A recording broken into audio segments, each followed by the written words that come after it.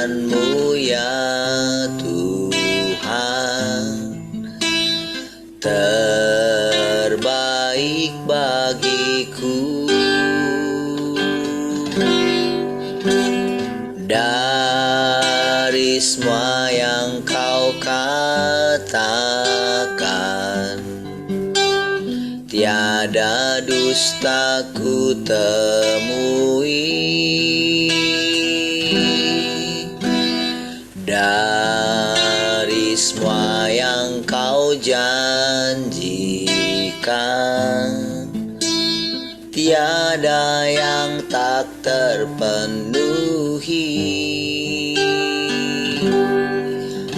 Andaikan ku harus memilih,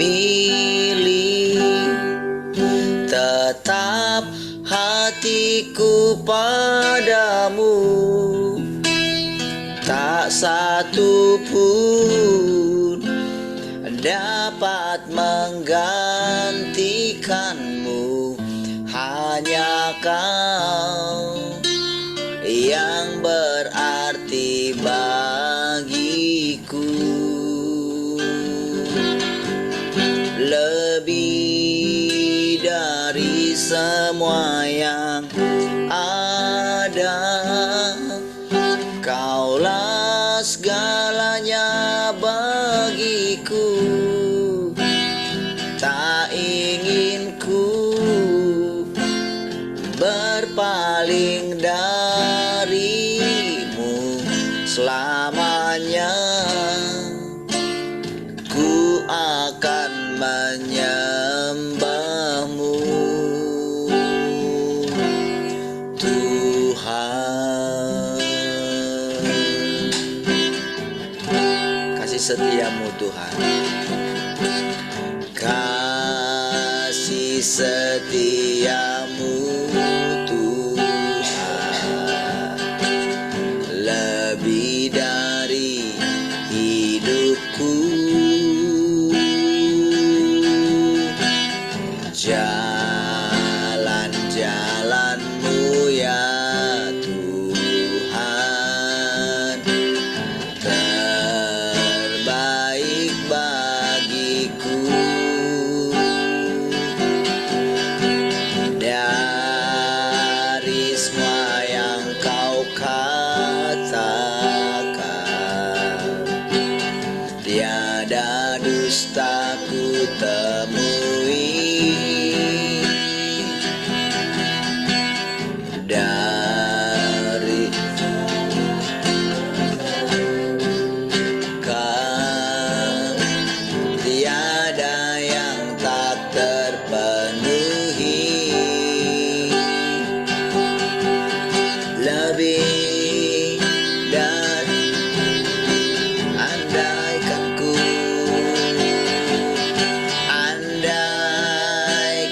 ku harus memilih,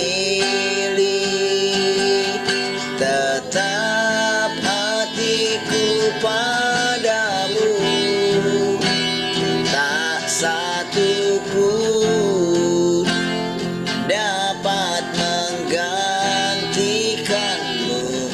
Hanya Kau yang berarti bagiku. Lebih dari semua yang ada, Kaulah segalanya bagiku. Tak ingin ku berpaling darimu selamanya. Ku akan menyembah-Mu,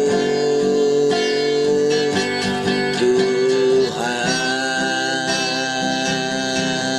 Sekali katakan, andaikan ku harus memilih. Andaikan ku harus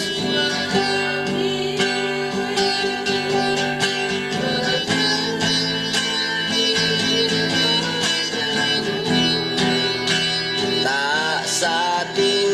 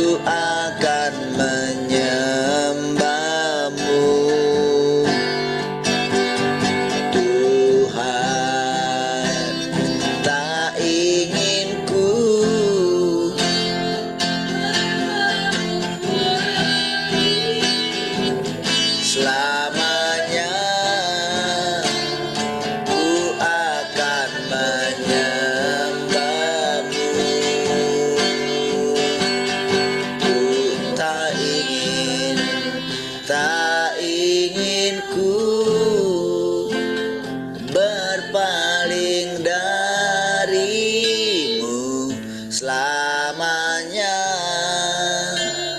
ku akan menyembahmu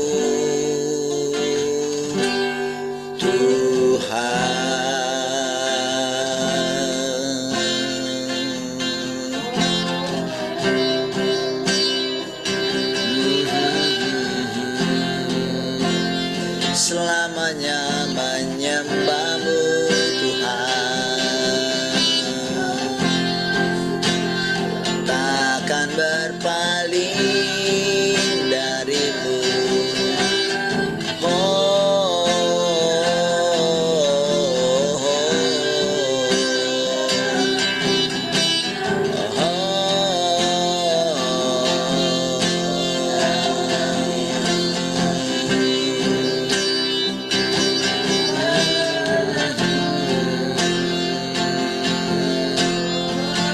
Terima kasih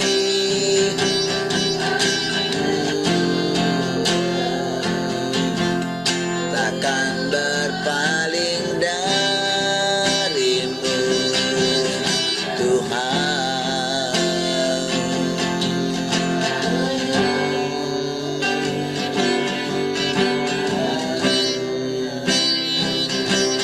Telah kulihat kebaikanmu yang tak pernah habis di hidupku. Ku berjuang sampai akhirnya kau dapati aku tetap setia.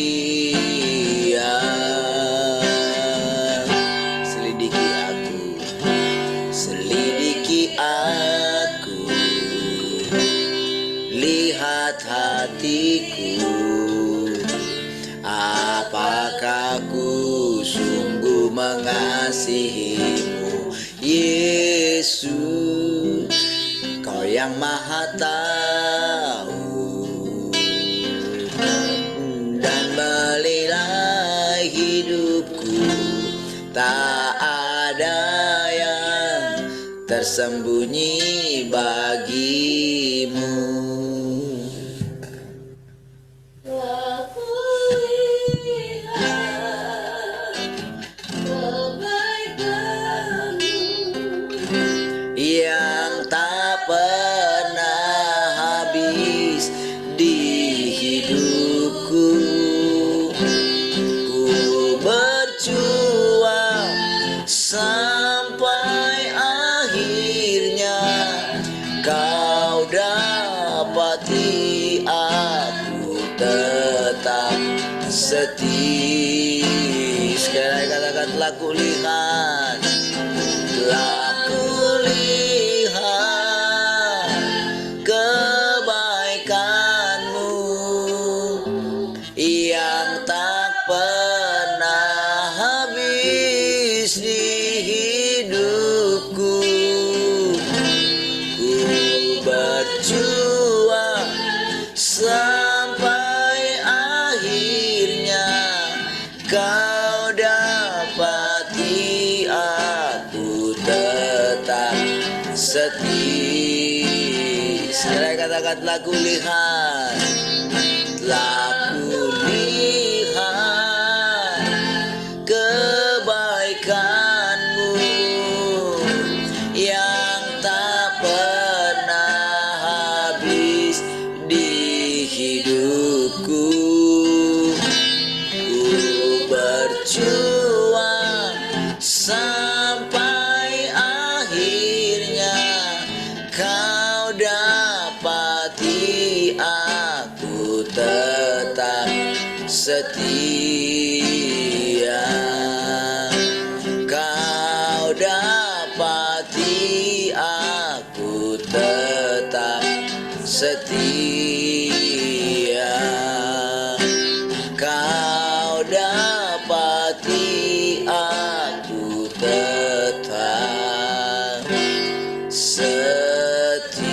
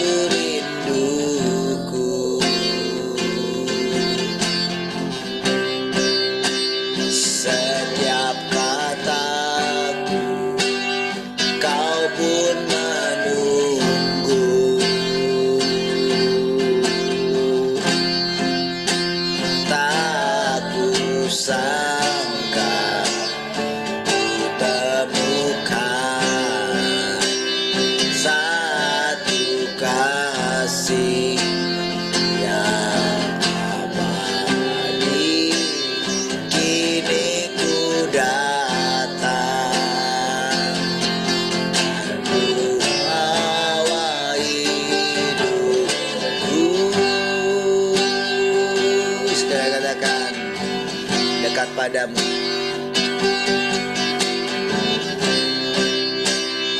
Dekat padamu, itu rinduku.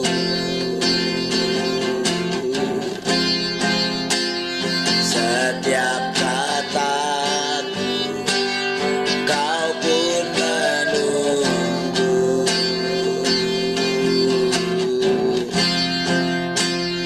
Tak kusangka ku temukan satu kasih yang abadi. Kini ku datang, ku bawa hidupku, memandang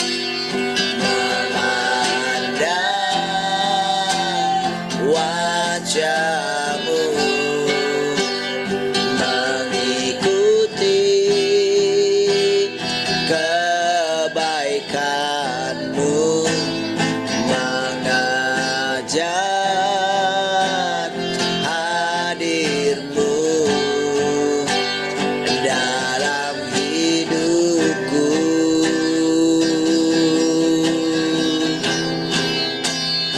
Membawa sembahku, menyatakan kebesaranmu, mengejar hadirmu dalam hidupku.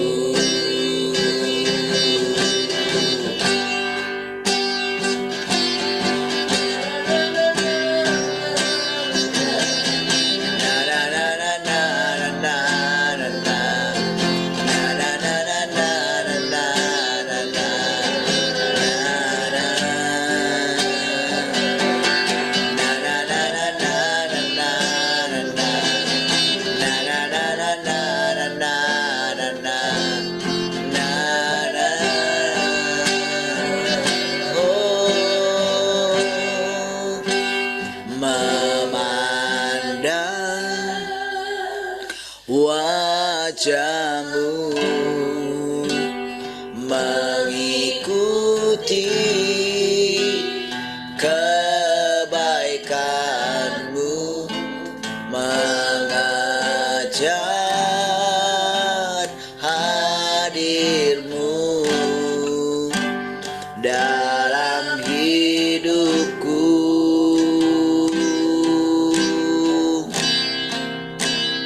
Membawa sembahku, menyatakan kebesaranmu, mengejar hadirmu dalam hidupku. Mengejar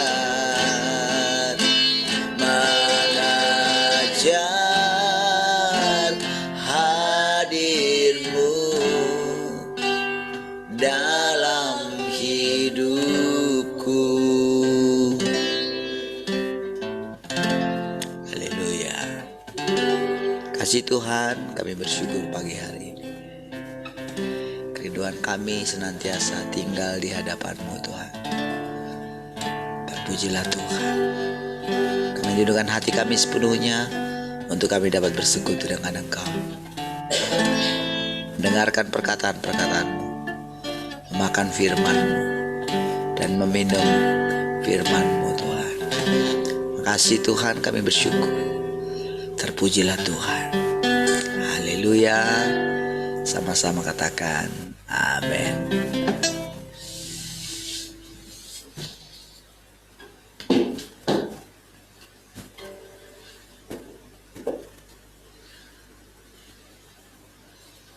Oke, baik, shalom semua, selamat pagi.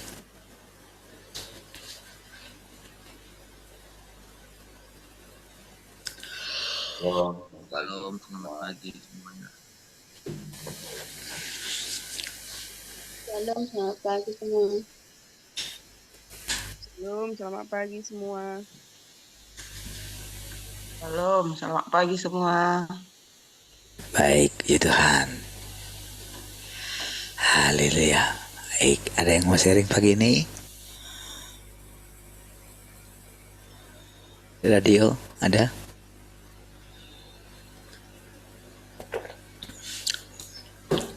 Baik, ada yang mau sharing pagi ini kah? Silahkan.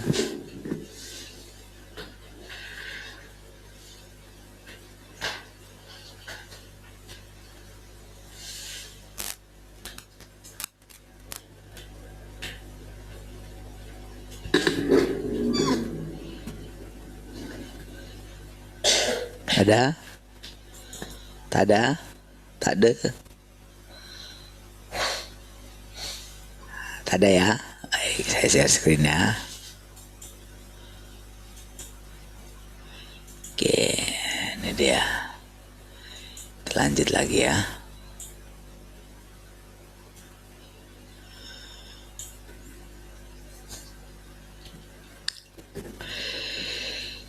Apakah sudut pandangmu yang sesungguhnya tentang iman kepada Tuhan?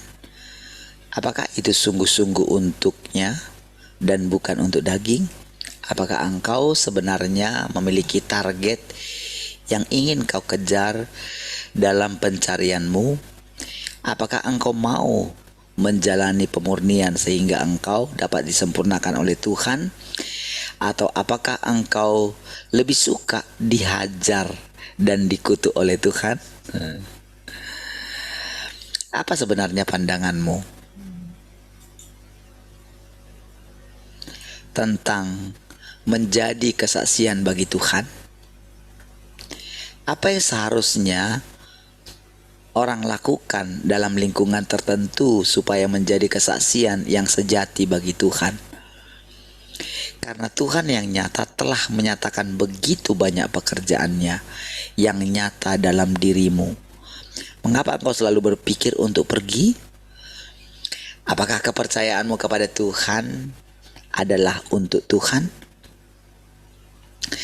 Bagi kebanyakan orang di antaramu, kepercayaanmu adalah bagian dari perhitungan yang engkau buat atas namamu sendiri, demi mengejar keuntungan pribadimu sendiri. Sangat sedikit orang yang percaya kepada Tuhan demi Tuhan. Bukankah ini pemberontakan? Oke, pertama saudara diawali dengan pernyataan ini gitu ya. Apa sih sebetulnya imanmu? Apa kamu punya target? Apa yang kamu inginkan? Kamu lebih nyaman, lebih menyukai nyaman dagingmu, atau kamu lebih suka dagingmu dihajar? Gitu kan? Saudara,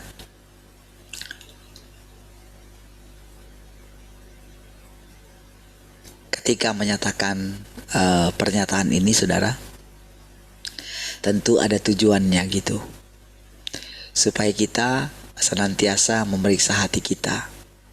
Ya, sebetulnya tujuan daripada kita memeriksa hati kita ini adalah untuk mengenali diri kita gitu, bukan untuk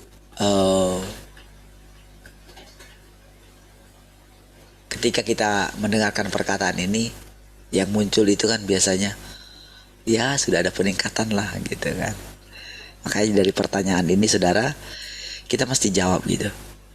Nah, tapi dari jawaban itu saudara, apa yang muncul gitu. Jadi bukan sekedar kita itu keadaan kita sudah bagaimana, apa sebetulnya gitu. Nah, jadi yang kita lihat itu adalah apa sih kecenderungan hati kita ini sebetulnya. Bukan, misalnya kan kalau di sini kan kadang kita langsung kan terpikir eh, ketika Tuhan mengajukan pertanyaan-pertanyaan ini, terkadang kita berpikir eh, ketika kita membaca lagi satu saat, oh ternyata kita masih kurang gitu, kita masih hal yang negatif. Bukan berarti dengan menyampaikan perkataan ini lalu kita pilih yang baik menurut Tuhan gitu. Tentu kan kita tidak mau memberontak kepada Tuhan. Itu kan logisnya begitu. Ketika dia menyatakan ini gitu. Ketika misalnya dikatakan tentang tadi yang dikatakan, apa kamu lebih suka dikutuk, dihajar dan dikutuk oleh Tuhan? Nanti saudara, di sisi lain saudara, di bagian lain dari firman Tuhan sudah pernah dinyatakan ini. Sehingga sama seperti Paulus, dia kan mengatakan, aku lebih suka terkutuk katanya. Di firman Tuhan ini juga dikatakan begitu. Tapi itu juga bukan jadi doktrin juga. Jadi semua dengan kita menjawab pertanyaan-pertanyaan ini, kita harus menjawabnya dari pengalaman kita. Jadi dengan pertanyaan ini, ketika umat Tuhan sudah mungkin ada yang puluhan tahun mengikuti Tuhan yang Maha Kuasa ini gitu ya, mereka kan menemukan hal-hal negatif dalam diri mereka gitu sepanjang puluhan tahun itu. Dan mereka sudah berusaha, tentu saudara, kebanyakan di antara mereka ini saudara adalah orang-orang yang wah itu sudah panjang sekali perjalanan mereka gitu. Sebelumnya itu mereka juga sudah mengikut Tuhan, sudah banyak lolos dari segala penderitaan gitu. Dan setelah puluhan tahun lagi mengikut Tuhan yang Maha Kuasa, mendengarkan firman Tuhan gitu, mengalami banyak hal gitu, melihat perbuatan-perbuatan Tuhan, lalu ditanya lagi pertanyaan ini, coba kamu lihat apa kecenderungan hatimu gitu. Jadi ketika mengatakan, bukankah ini pemberontakan gitu. Jadi dalam hal mengatakan bukankah ini pemberontakan, kan langsung kan respon daripada orang itu adalah, berarti aku ini seorang pemberontak ya gitu. Sudah puluhan tahun, jadi rasanya sedih saudara. Melihat diri kita itu kayak pada kenyataannya kok begini ya Tuhan gitu. Bukankah harusnya kalau aku sudah duduk di kakimu mendengarkan firman-Mu dan Engkau hidup dalam aku menerapkan semua, bukankah harusnya aku ini tidak memberontak lagi? Tapi kok pada kenyataannya aku termasuk di dalam sini gitu. Nah, jadi hal-hal inilah yang pengen didengarkan oleh Tuhan dari kita gitu. Bukan masalah, justru kalau kita membenarkan diri kita, di situ kayak kita itu disasar gitu. Ini kan dirimu kan. Lalu ditunggu dialah respon kita. Apa responmu ketika mengetahui keadaanmu begitu? Apa yang muncul gitu? Apakah engkau terus, kan kalau dalam keadaan seperti ini kan, kalau dikatakan bukankah ini pemberontakan? Iya sih Tuhan. Terus gimana gitu? Ya kan? Terus gimana dong gitu?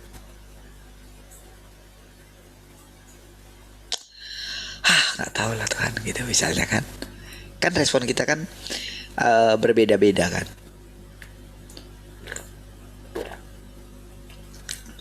Setiap kita menghadapi setiap hari, saudara, rasanya itu, saudara, terus kita dimurnikan gitu. Kadang-kadang capek juga gitu. Tapi di satu sisi kita sudah melihat perbuatan Tuhan yang luar biasa. Kita ditaklukkan dengan cara elegan gitu. Kalau dia berfirman tentang hal yang indah-indah gitu ya, tentang kehidupan yang akan kita masuki gitu. Kadang kita itu punya target gitu, kita akan memasuki itu gitu, sehingga kita lupa menjalani kehidupan setiap hari. Padahal perjalanan kehidupan setiap hari itu menghasilkan minyak atau kebijaksanaan, ya, menjadikan kita gadis-gadis yang bijaksana. Gitu. Nah, saudara, jadi ketika dalam perjalanan kita itu, saudara, perjalanan terus lihat gitu kan, saudara, seperti bangsa Israel gitu. Coba lihat, saudara. Kan yang membuat mereka terobsesi adalah dengan perkataan firman Tuhan. Apa perkataan firman Tuhan? Aku akan membawa kamu ke tanah perjanjian.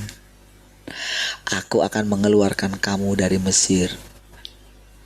Jadi ketika mereka ditenggelamkan, bangsa Mesir ditenggelamkan bersama dengan pasukannya, firman Tuhan datang mengatakan tidak akan ada lagi ingatan tentang mereka ini. Gitu. Wah, mereka luar biasa keluar. Nah, tapi saudara, jadi yang ada di dalam pikiran mereka itu pokoknya tanah yang berlimpah susu dan madu gitu. Jadi itu menjadi fokus mereka. Dulu, saudara, ketika kita ini ya,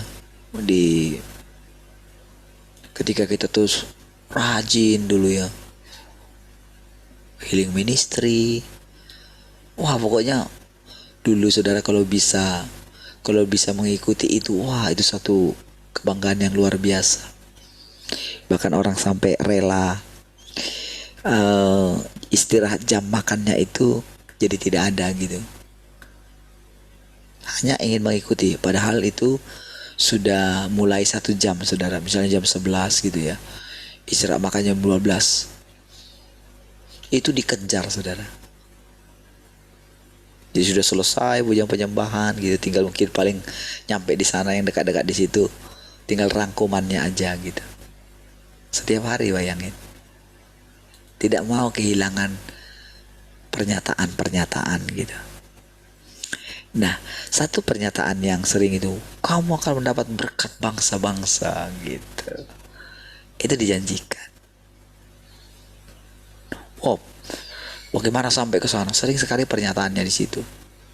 Ada orang Amalek, ada ini segala macam gitu. Kita kayak menjalani kehidupan seperti itu, seperti yang difirmankan. Makanya sangat merindukan firman Tuhan setiap hari atau pesan-pesan Tuhan gitu. Gitu ya. Cukup lama itu, saudara. Kita melakukan dulu. Ya. Nah, saudara, apalagi tuntunan dari pusat juga gitu ya. Lalu itu segar sekali terus gitu. Jadi pokoknya tiap bulan itu kalau sudah doa pengerja, wah, sudahlah gitu. Nah, saudara, terobsesi dengan itu semua. Dan kalau kita perhatikan gitu, kalau itu secara fisik, mungkin pada umumnya kita sudah mencapai itu dulu gitu, secara bersama-sama. Dan sekarang kalau saudara perhatikan, Kalau dibandingkan dengan dulu, keadaan jemaat dulu, wah jemaatnya sudah pada kaya-kaya lah. Makanya bisa bikin gedung gitu. Dan bisa punya obsesi, punya sekolah internasional dan sebagainya gitu. Cukup banyak sekali gitu obsesi-obsesinya. Nah, saudara, ketika sudah mengalami itu semua, jadi sebetulnya kalau orang itu merenung, coba sekarang nih, kamu sudah mencapai apa itu negeri yang berlimpah susu dan madu gitu. Coba perhatikan, apa saja perubahan dalam dirimu terhadap Tuhan gitu. Kira-kira seperti itu pertanyaan ini, saudara. Cobalah lihat.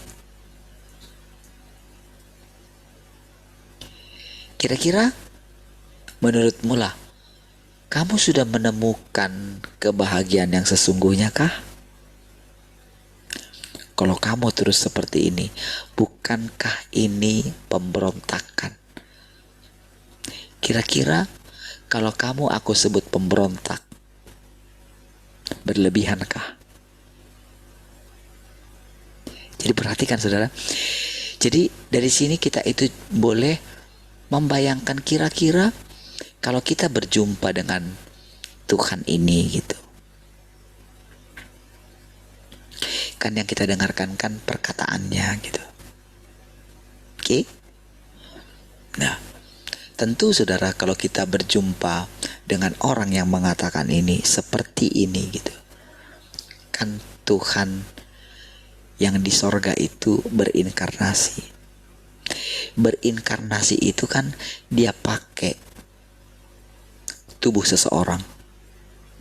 Tubuh seseorang ini bukan robot saudara. Bukan. Dia punya kehendak.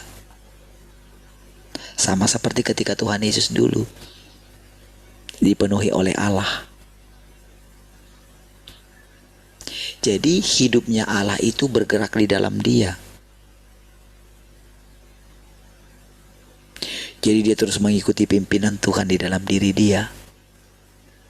Sehingga kita bisa melihat Tuhan yang tidak kelihatan itu melalui diri Tuhan Yesus.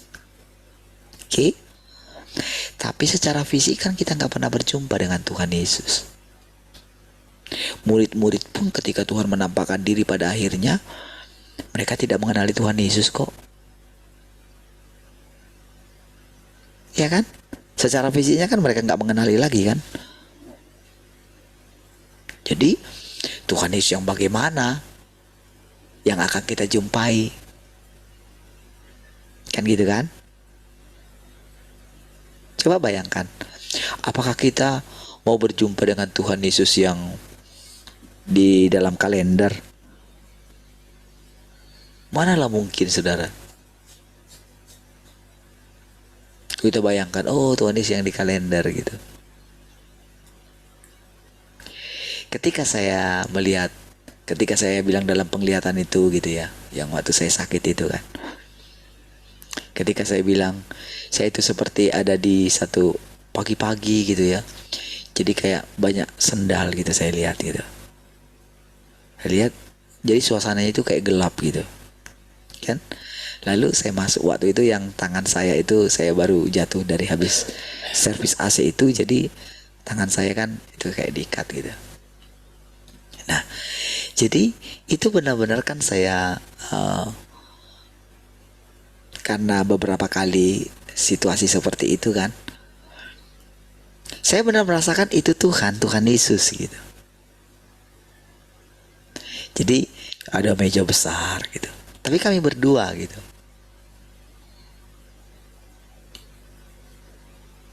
Ya, berdua. Jadi dia itu ketika coba lihat tanganmu gitu. Jadi itu kayak ini saya lihat gitu ya. Nah, dia pegang tangan saya merasakan kayak ada tetesan air mata di situ gitu, jatuh gitu. Tapi kan saya kan tidak ketika dalam perasaan itu, ya saya tidak melihat satu rupa gitu. Tapi benar-benar dia ada di hadapan saya dan pegang tangan saya gitu. Lalu nanti sebentar kita masuk ke ruang itu gitu. Kita di sini dulu gitu. Sama dengan yang masuk ke ruangan dokter itu gitu. Oke? Jadi kita tidak melihat satu rupa. Jadi sekalipun kita berjumpa dengan Tuhan yang Maha Kuasa itu, inkarnasi kedua daripada Tuhan gitu. Dari situlah kita mulai mengerti apa itu inkarnasi Tuhan dari firman yang kita baca ini. Nah, jadi sekarang engkau aku izinkan melihat perbuatan-perbuatanku di dalam dirimu. Kan gitu kan? Coba lihat nih. Ketika kita berjalan bersama-sama selama ini, kamu sekarang percaya kan? Kamu sekarang percaya telah melihat aku kan? Kamu percaya kan aku hidup dalam kamu kan? Gimana nih? Dalam 10 tahun ini, kalau kita sekarang kita sudah agak melupakan hal-hal yang sebelum sekarang. Berarti kita hitungnya dalam 3 tahun inilah gitu. Mereka puluhan tahun, saudara. Kalau masih ada yang hidup sekarang, saudara, berarti mereka sudah 30-an tahun gitu. Apakah firman ini masih relevan sama mereka? Masih relevan. Karena 30 tahun itu dibandingkan dengan kekekalan, itu sangat sedikit.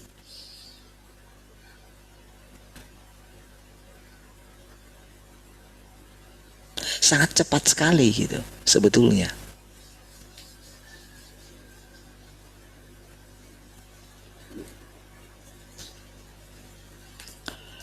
Karena ini adalah pekerjaan terakhir Tuhan. Tidak selamanya dia akan tinggal dalam daging ini. Kenapa demikian?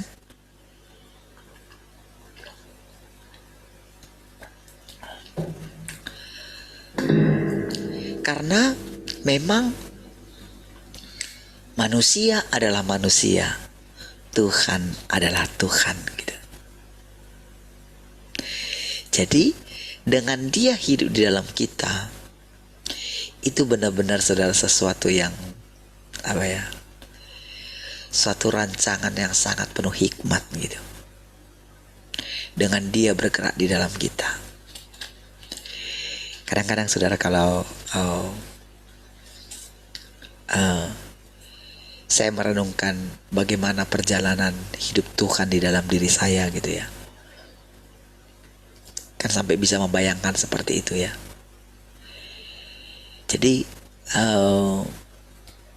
Tuhan itu seperti tidak peduli saudara dengan orang lain gitu. Jadi memang kita sering sekali gak selaras dengan dia. Ketika kita yang kita pikirkan perubahan dalam diri orang lain, Tuhan bilang sama kita, jangan urusi orang lain. Uruslah dirimu sendiri.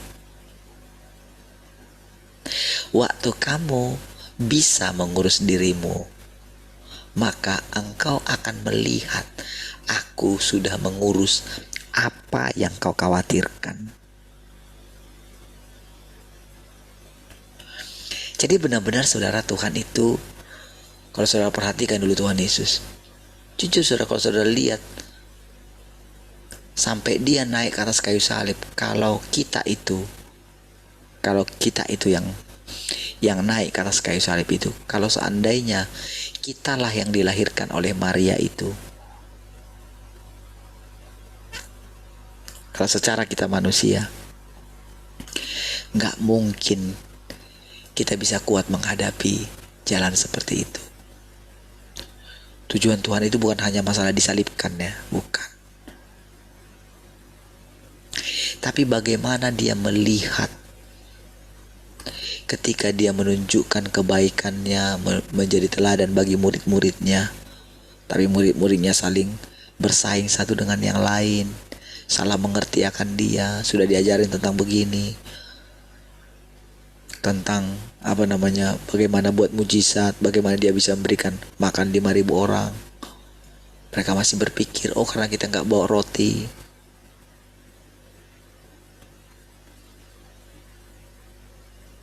Mereka belum mengenal dia, padahal sudah Tuhan tunjukkan terus gitu. Bagaimana Maria yang membuat maskul hati Tuhan gitu. Masakan dia lebih mengasihi Lazarus, padahal sudah ada Tuhan di sana. Aku ada di Tuhan di sini. Masa kamu nggak percaya? Akulah kebangkitan dan hidup. Masa kamu nggak percaya?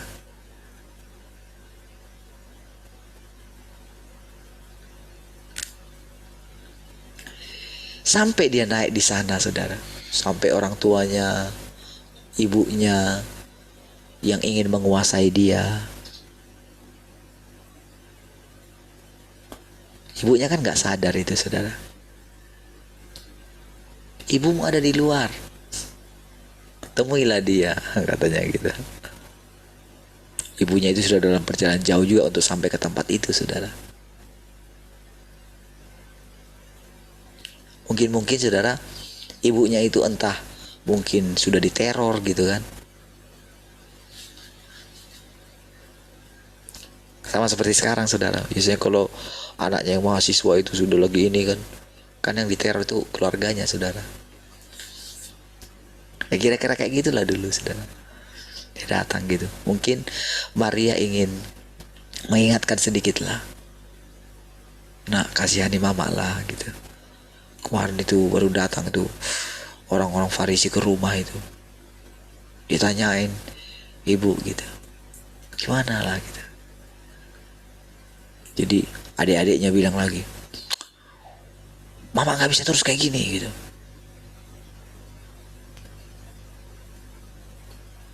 Mama sebagai ini, mamanya gitu harus inilah gitu. Harus berani bilangin lah, kira-kira kayak gitu.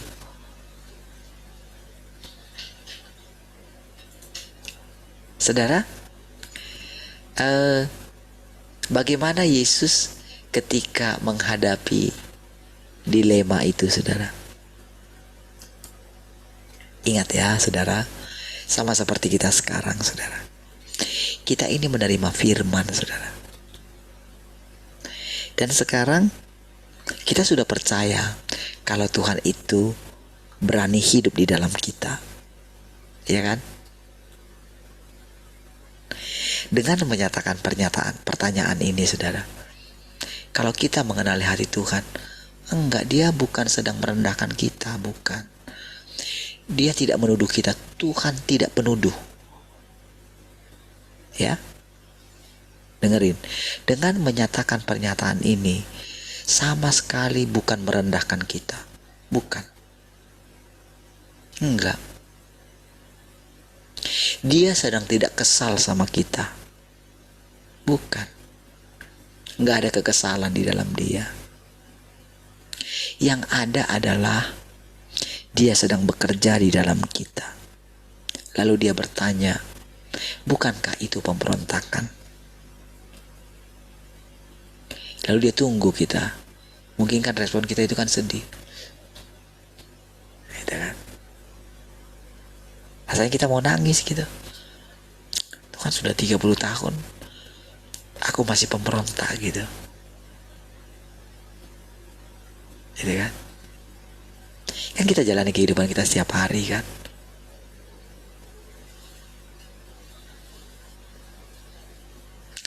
Puji Tuhan, saudara, selama 3 tahun ini, saudara, kita itu boleh benar-benar setiap hari gitu ya, semangat gitu setiap hari gitu, setiap pagi gitu, walaupun ya kendor lah beberapa menit lah gitu.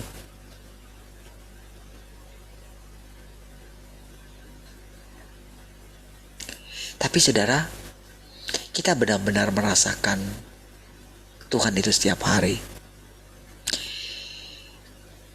Karena saya melewati perjalanan yang panjang dari tahun 97 itu ya. Memang benar-benar saudara, saya pun heran juga gitu ya. Bisa terus saudara melihat apa gitu ya, terus mencari Tuhan lah, bolehkah saya bilang gitu. Iya, dari sejak saya lahir baru gitu, baca buku terus gitu, nggak pernah lepas gitu dari itu semua. Yang begitu cepat saudara dipanggil full time dulu gitu ya, berani mengikuti langkah-langkah itu gitu. Jadi benar-benar saya bisa merasakan perbedaan hidup sekarang ini dengan yang sebelumnya. Walaupun sesudah kita itu di RTM gitu. Dulu memang saya tetapkan, karena saya sudah mengikuti banyak sekali hamba Tuhan. Dari saya yang baca buku-buku mereka gitu ya. Saya lihat gitu tulisan-tulisan mereka, kesaksian-kesaksian mereka gitu. Dan saya boleh melihat bagaimana mereka sekarang gitu. Apa yang mereka sampaikan. Ketika saya dengerin lagi, aduh persis seperti dulu. Tak ada perubahan. Nggak ada peningkatan gitu. Yang mereka sampaikan itu saja. Itu aja berulang-ulang gitu. Sehingga ketika dulu kita ketemu dengan guru kita gitu ya, saya bilang ini pelabuhan terakhir saya gitu.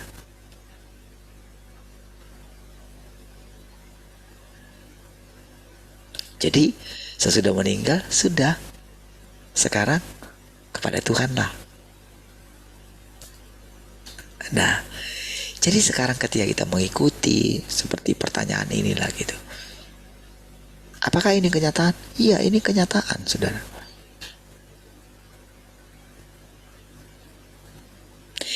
Jadi dari pertanyaan ini, saudara, dia menunggu respon kita setiap hari. Ternyata kami masih pemberontak ya Tuhan gitu. Sedih enggak? Waktu kita sedih, saudara,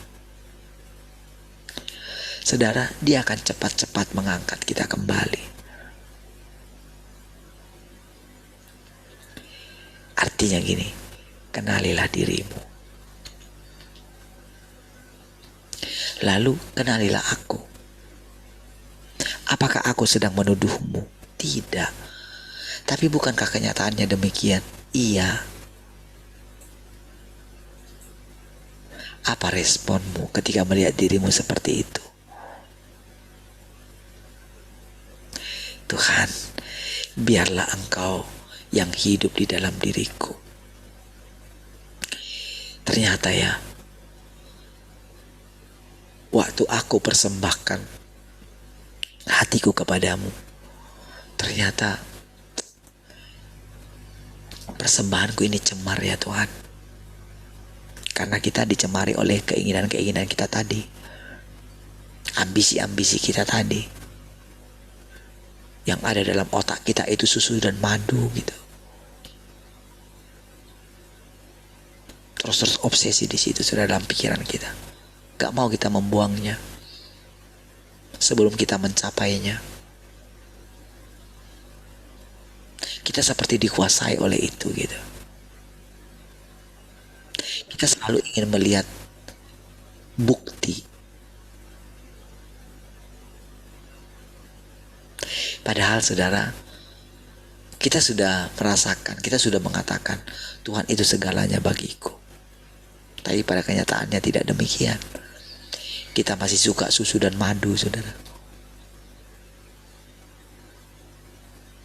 Kita masih suka tanah perjanjian kita. Ya, itu memang nyata, saudara, ada. Makanya ada kerajaan 1000 tahun. Makanya ada langit baru dan bumi baru. Tapi apakah engkau lebih terobsesi kepada tujuan itu, atau kepada perjalananmu mengenal Tuhan? Itulah saudara. Waktu dia mengenal Tuhan, itulah baru memuaskan hati Tuhan. Gitu loh. Jadi yang diinginkan Tuhan dari kita itu memuaskan Tuhan, memuaskan kehendaknya. Tapi ingat, itu tidak egois. Itu semua demi kebaikan kita, bukan demi Tuhan. Makanya dia tidak sangat jijik, sangat muak kepada orang yang mengasihi dia bukan dari dalam hatinya.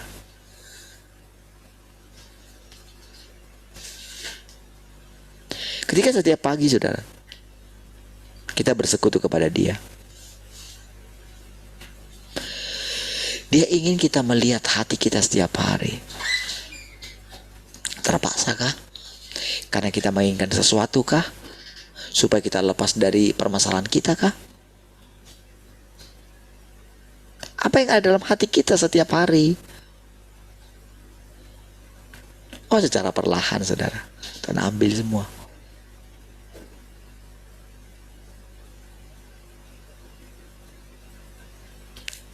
Saya sudah katakan, saudara, ketika saya bilang terakhir, saudara, Tuhan, kalau memang ini terakhir, sudah, juallah ini, habis itu sudah, lakunya berapa, nanti ya bayar berapa tahun gitu, setelah itu habis, sudahlah gitu. Kan itu didengar oleh Tuhan loh. Karena mau gimana lagi, saudara, saya nggak tahu mau gimana. Saya mau usaha seperti dulu lagi, Tuhan sudah larang. Ya kan? Saya mau kerja ini, kerja itu gitu. Gimana lagi? Sudah capek lah, masa mundur ke belakang lagi? Ya nggak tahu kan saya mau buat apa gitu. Saya seperti didesak gitu.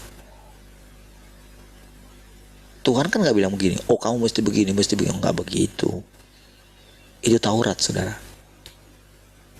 Sekarang kita sudah berbeda. Sekarang kita sedang diajar dia untuk mengenal dia. Tepat ketika kita sudah mulai memandang dia gitu, dia pergi. Tinggal kita sendirian.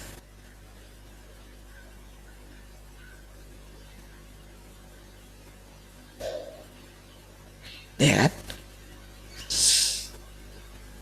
Kita hadapi lagi gitu, kita renung lagi. Tapi saudara, Tuhan membuktikan gitu, bahwa enggak, aku enggak butuh itu kok. Mana bisa? Emang aku kekurangan uang gitu. Emang aku enggak bisa pelihara kamu. Emang aku enggak bisa menggerakkan burung gagak untuk pelihara Elia. Bisa kan? Sekalipun burung gagak itu pemakan daging gitu, aku bisa kan membuat dia gak suka sama daging gitu. Aku kan bisa membuat dia bawa daging kepada Elia, karena aku pencipta. Aku bisa bawa orang fasik, suruh orang fasik membawa berkat kepadamu. Bisa. Apakah engkau melihat itu? Iya.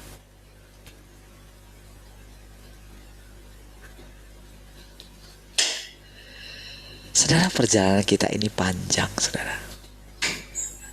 Ya. Hari-hari yang kita lalui gitu, dengan kita mendengarkan firman setiap hari. Bahkan firman ini pun ketika kita baca mungkin berkali-kali, akan ada penjelasan yang baru setiap hari. Baru, segar setiap hari. Benar-benar, saudara, Tuhan itu bukan sekedar firman Tuhan yang kita baca ini. Walaupun firman yang kita baca ini termasuk adalah Tuhan itu sendiri. Karena Tuhan itu adalah firman. Pada mulanya adalah firman. Kalau dikatakan pada mulanya adalah firman, saudara, dan firman itu bersama-sama dengan Allah, katanya pada mulanya adalah firman. Coba saudara pikir, berarti sebelum Allah ada firman gitu. Jadi kalau mau disebut hierarki, berarti firman itu di atasnya Allah gitu. Tapi apakah demikian? Enggak juga kan? Tapi dari segi yang kita lihat, benar-benar Tuhan itu Tuhan yang unik gitu saudara. Nggak seperti yang dibayangkan oleh orang selama ini tentang Tuhan itu. Mereka bilang, pokoknya Tuhan itu Allah gitu kan. Pokoknya Tuhan itu adalah Yesus Kristus gitu. Orang Israel, Tuhan itu adalah Yahweh. Cara mereka menyebut Yahweh itu saudara, Eloah, Eloah. Itu sampai detail saudara. Allahnya Abraham, Ishak dan Yakub gitu. Itu kalau saudara pelajari tentang bahasa Ibrani gitu ya. Kalau saudara mengikuti bagaimana husuknya mereka, bagaimana hormatnya mereka menyebut nama itu saudara. Waduh. Itu para sarjana-sarjana Alkitab itu kalau saudara itu mereka ya. Apalagi mereka yang mempelajari sampai ke agama Yahudi itu saudara. Saudara akan lihat bagaimana mereka kagum sekali.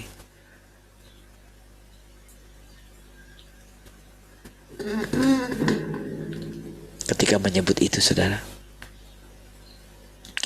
Tapi Tuhan yang sekarang yang kita jumpai, ya sama. Tapi benar-benar ketika dia mengatakan dia itu menjadi manusia, banyak orang tidak mengenali apa artinya Tuhan menjadi manusia.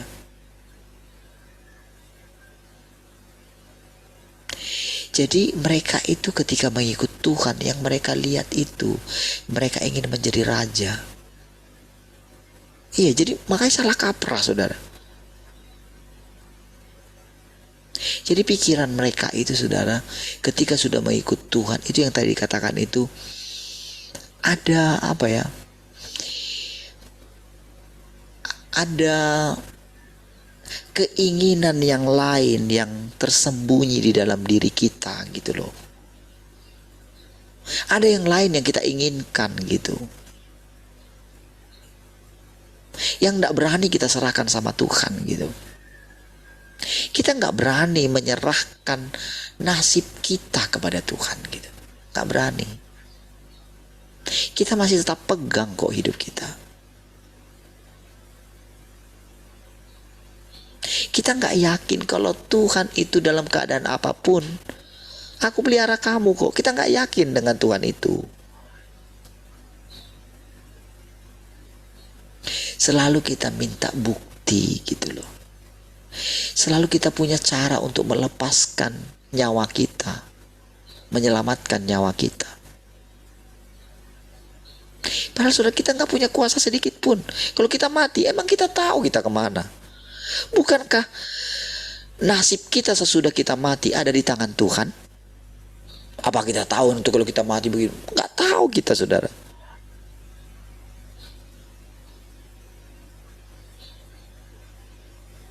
Ada orang mungkin kita dengar sudah mati, dia dibawa ke sorga lah, ke neraka lah. Apa terus seperti itu gitu? Bukankah itu hanya gambaran saja untuk membuat orang tertuju kepada Tuhan? Apakah benar seperti itu gambarannya nanti? Itu kan cuma gambaran.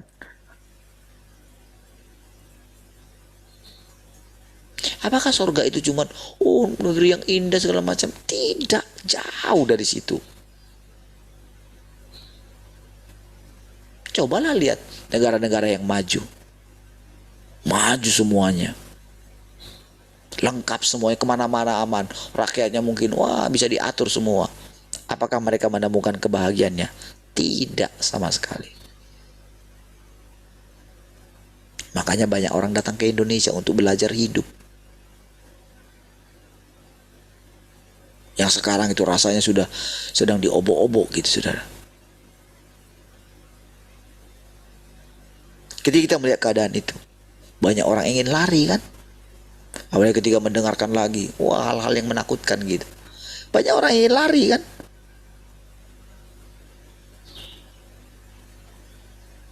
Jadi lupa kalau Tuhan yang mengendalikan segala sesuatu.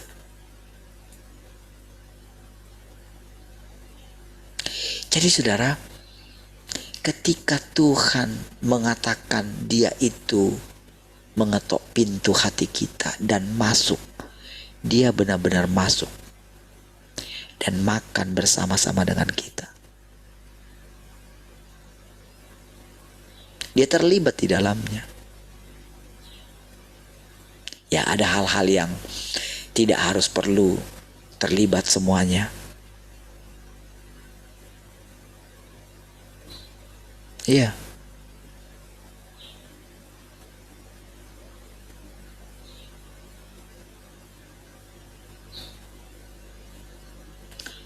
Saudara, tapi saudara, Dia itu terus bersama-sama dengan kita.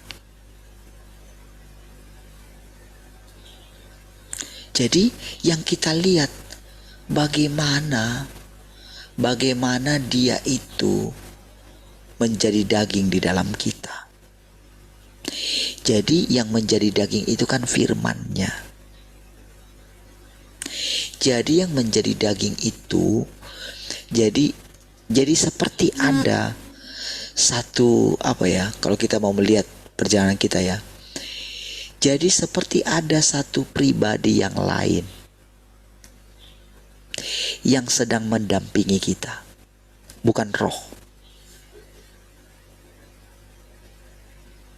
Roh Kudus itu ada. Oke, Dia mencerahkan kita. Tetapi Tuhan yang berinkarnasi itu beda.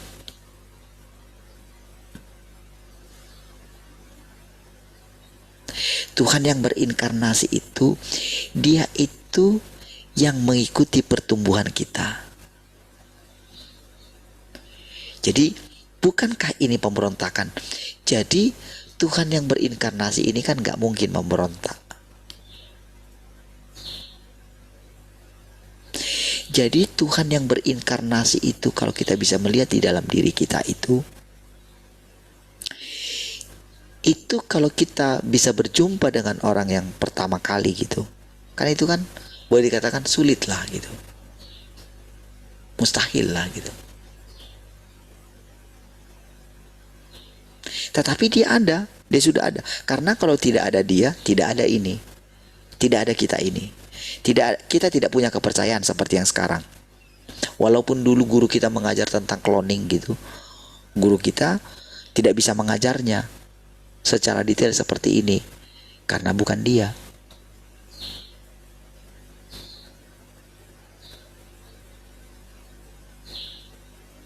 Jadi kalau kita ada dengar-dengar lagi yang lain-lain yang muncul di Korea lah segala macam, ada pendeta yang mengatakan begitu, dialah ini gitu. Dari mana kita bisa kenali? Dari perkataannya, dari firman-Nya, dari apa yang diajarkan Dia, dari apa yang diucapkan. Kalau sama seperti yang di Alkitab, bukan Dia. Makanya Yohanes mengatakan bukan aku. Jadi ketika dia melihat Yesus itu, itulah Dia. Lihatlah anak domba Allah gitu. Gitu ya. Jadi ketika mata kita sekarang terbuka ini dan melihat, sekarang Dia mengingatkan pernyataan itu. Lihat, aku berdiri di muka pintu. Itu perkataan siapa? Itu kan perkataan Yesus. Tapi perkataan Yesus di akhir zaman kan? Kan gak bisa dong disebut. Dia kan gak bisa menyebut tentang apa namanya. Dia kan harus menyebut yang ada di pikiran murid-murid pada waktu itu kan hanya Tuhan Yesus. Gak ada yang lain kan. Sangat takjub kan mereka dengan Yesus itu sepanjang hidup mereka itu. Sama seperti orang Kristen juga demikian. Tetapi inti daripada Yesus itu tidak mereka kenal kan. Kalau seandainya mereka mengenal Yesus, mungkinkah Yesus itu kalau Dia ada sekarang, mungkinkah Dia seperti mereka yang arogan terhadap orang lain, yang suka-sukanya terhadap jemaatnya?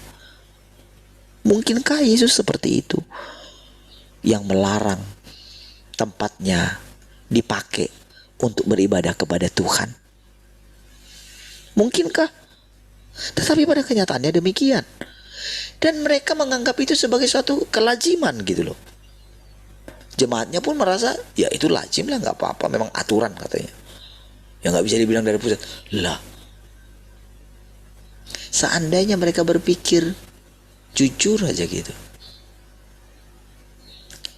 ini pastilah bukan Tuhan. Pasti yang seperti ini enggak lah, nggak sesuai dengan Tuhan Yesus yang ada di Alkitab. Gak betul lah ngikuti yang seperti ini. Harusnya kan begitu. Tapi saudara sudah dibodohin, saudara. Mereka sudah anggap kebohongan menjadi kebenaran dan kebenaran menjadi kebohongan. Itu kenyataannya. Itu sedihnya, saudara. Mereka masih mau mengikuti pemimpin-pemimpin yang seperti itu. Mereka nggak bisa meninggalkannya karena apa? Nama besar. Iya, sedihnya begitu, saudara. Dan anehnya orang-orang itu yang mereka ikuti pun nggak sadar dengan keadaan mereka. Nggak sadar loh. Seandainya mereka sadar,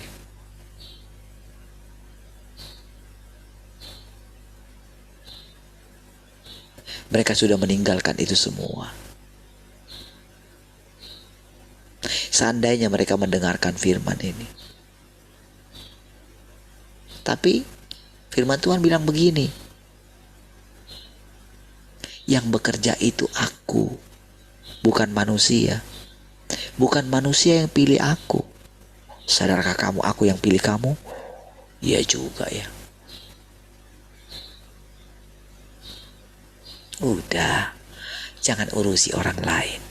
Nanti kamu jadi kotor. Iya ya Tuhan ya. Jadi sama seperti aku bisa menjaga diriku ketika hidup bersama dengan kamu. Waduh. Kan kita lihat nih Tuhan. Kan dia bilang nih, dia bersama-sama dengan kita setiap hari. Dia tahu. Coba kamu lihat. Itu pemberontakan gak? Terus kalau kamu lihat aku ini pemberontak Tuhan. Kok harusnya kan gini. Kok kamu mau Tuhan mendatangi aku setiap pagi? Kok kamu tekun Tuhan? Apa sih? Kok kamu lihat kok aku pemberontak kok? Nah itu yang dia mau. Jadi sekarang menurutmu siapakah aku ini? Kira-kira menurutmu aku ini nyata nggak? Kan ini kan apa namanya? Ini kan percakapan kita dengan Tuhan. Ini kan Tuhan yang nyata. Tuhan yang nyata itu Tuhan yang berinkarnasi loh saudara. Tuhan yang di sorga itu Tuhan samar-samar.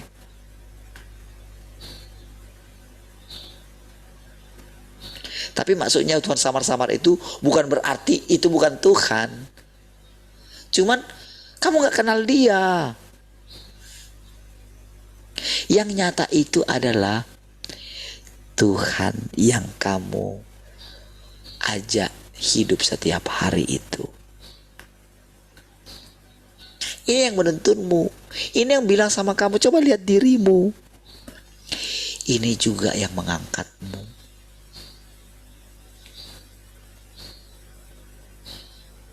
Ya aku ini seperti milikmu sendiri.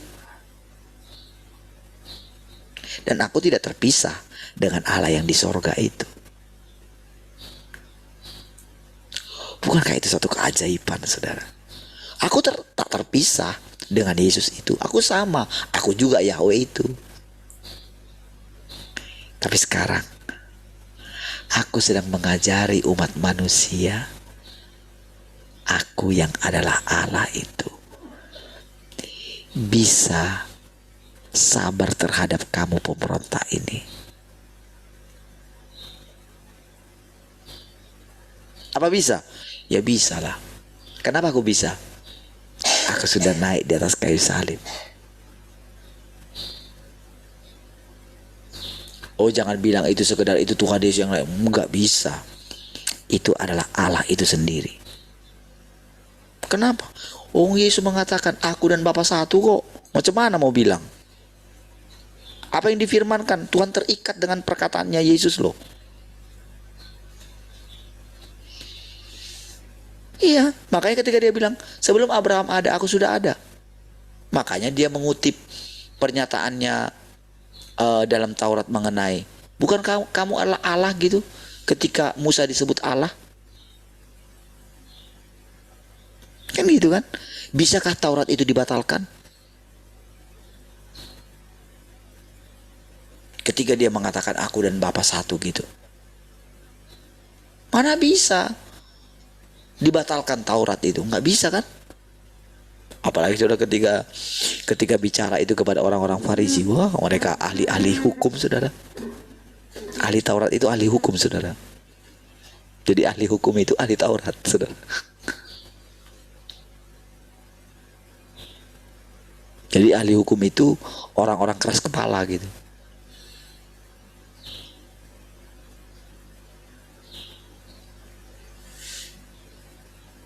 Tapi bukan, apakah Tuhan berhenti mengasihi Israel? Tidak kan? Coba lihat. Bayangkan bagaimana perasaan Tuhan ketika melihat orang Israel itu saudara menderita.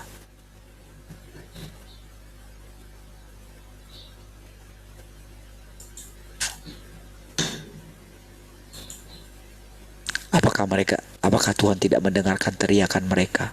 Didengarkan. Apakah hati Tuhan tidak sangat sedih melihat mereka sangat sedih? Sekarang kembali kepada kita.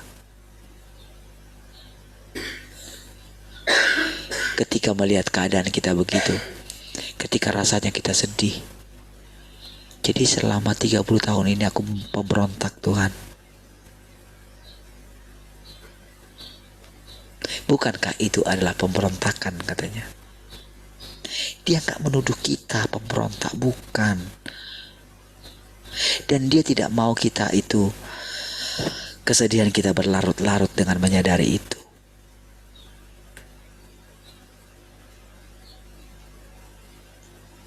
Sekarang, ketika engkau melihat itu, apakah engkau gak merasa engkau layak dihukum? Dan kalau engkau dihukum, ketika engkau dihajar, kenapa engkau bersungut-sungut? Bukankah itu demi kebaikanmu? Bukankah itu sebagai bukti kalau aku mengasihi kamu? Lihat, ketika engkau dihajar, ketika engkau dihukum, apa yang kamu lihat dalam dirimu? Bukankah engkau semakin gentar kepadaku? Bukankah engkau semakin datang kepadaku? Bukankah itu membuat engkau jadi tinggal di dalam aku?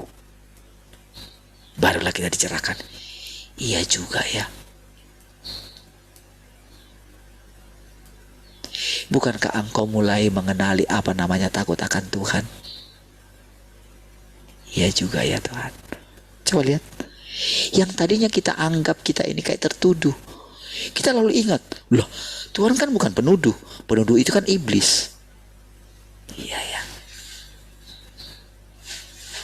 Disitulah kita mengenali Tuhan dari hari ke hari, saudara. Disitulah kita bisa mulai menerima, mulai mengutuki diri kita, saudara. Mulailah kita berkata bersama dengan Tuhan, anyahlah engkau iblis.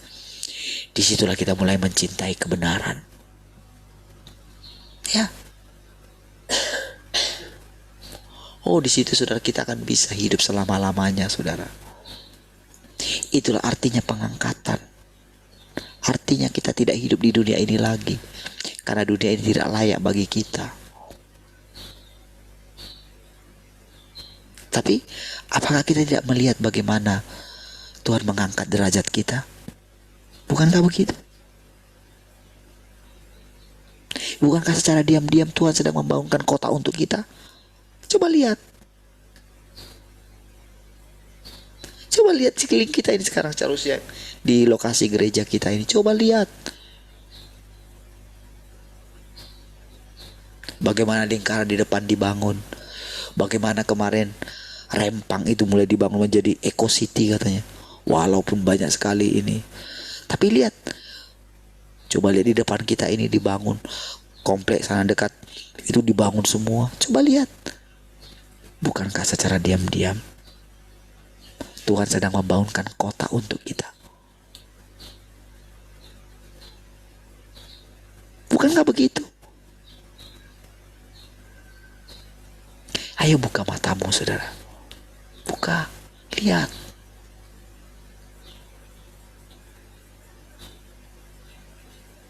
Tetapi saudara, kita nggak perlu melekat ke situ. Jangan sampai nanti engkau kehilangan nyawamu. Ya, tetaplah menjadi sederhana. Tetaplah engkau duduk di kakiku. Tetaplah jaga persekutuanmu denganku. Kasihilah aku dengan hatimu yang paling dalam.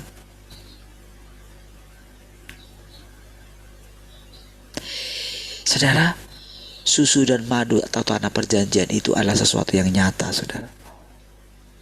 Nyata.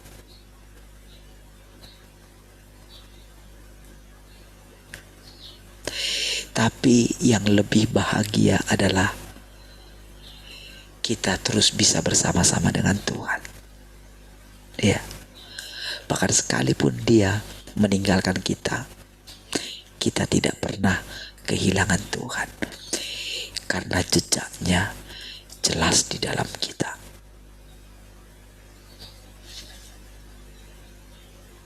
Ya, kita tidak akan takut ditinggalkan. Karena apa? Karena Tuhan itu sudah menjadi daging di dalam kita. Sekali lagi, itulah inkarnasi yang kedua. Dia menyelamatkan kita dan membawa kita ke tempatnya. Gak ada orang yang mengenali tempat itu, saudara. Para pelihat ingin berusaha melihat sorga. Musa hanya disuruh melihat dari jauh. Para pendahulu-pendahulu kita, tangan mereka hanya melambai-lambai dari jauh.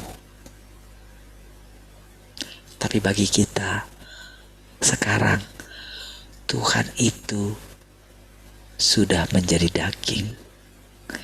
Dia sudah datang kedua kali. Dan Dia bersama-sama dengan kita setiap hari ngajari kita. Cara Dia mengajar hebat sekali kan? Gak ada, saudara. Saudara temukan, saudara, orang yang bisa mengajar seperti ini. Kalau bukan Tuhan itu sendiri. Iya. Ya, ada 5 ternyata. Baik, saudara, mari kita berdoa. Terima kasih Tuhan, kami bersyukur pagi hari ini. Terpujilah Tuhan yang terus mengajari kami, membuat kami semakin mengenali diri kami, Tuhan. Tuhan, terima kasih. Kiranya hati kami terus melekat kepadamu ya Tuhan. Terpujilah Tuhan. Haleluya. Sama-sama katakan amin. Baik, puji Tuhan.